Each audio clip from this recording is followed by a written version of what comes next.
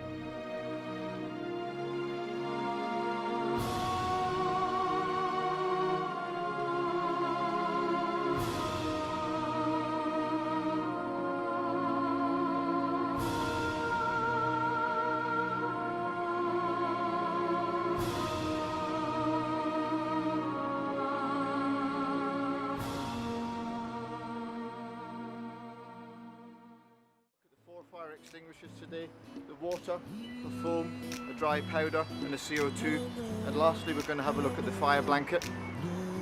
We take the water extinguisher first. Water extinguisher has 9 litres of water. It has a 6-metre throw. It is quite heavy, so be careful with your manual handling. Once you've got it, you take it to the point of where you're going to fight the fire and put it on the ground, and then you'll just crouch down and use it from there. Don't carry it when you're using it. When you operate it, it'll last about 60 seconds. and you've got a reach of 6 meters, so you don't have to be any closer than 4, 5 or 6 meters to the fire, so keep a good distance of it. It's used for Class A fires or carbonaceous fires, which is wood, plastic. Most of the materials it's in your office and most of the rooms that you'll have in your premises. Next we're going to look at the foam extinguisher. This one is a large, this has 9 litres of foam on it. It's used for Class B fires. It's going to be things like petrol and diesel. Most of these things will be outside. It only has a throw of maybe 2.5 to 3 meters. It's going to last probably about 45 seconds. When you use it, you're going to have to let the foam land nice and gently on top of the fire, and it's going to create a blanket over the top, and when it does, it's going to exclude the oxygen from getting to the fuel, and it's going to put the fire out. Next one we'll look at is a dry powder. Dry powder is used for natural gas or stored gas. Some of the appliances that you're going to get, or maybe the gas fires.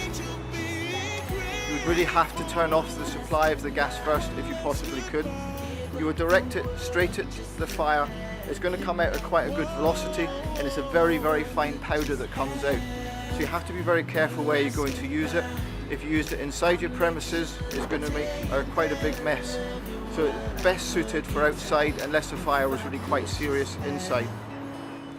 And lastly, we're going to look at the carbon dioxide or the CO2. This is a 2 kilogram CO2. This is particularly used for electrical fires, but you can use it on the other types of fire as well. With this one, you have to be very careful. When it comes out, it's going to come out, it's going to be very noisy, it's going to come out at high velocity, and it's going to be frozen. So everything from the brass knuckle to the trumpet is going to freeze. You're going to use it in short, sharp blasts. As with the other extinguishers, you would break off the tab, you would pull out the pin, try it to the side to make sure it's going to operate correctly. And when it does, once the trumpet's directed, you'll cradle it in your arms and you'll direct it straight at the fire. You'll have to be about 1.5 meters away for this. You can use it on any fire, but it is most suited for electrical fires. Lastly, we're going to look at the fire.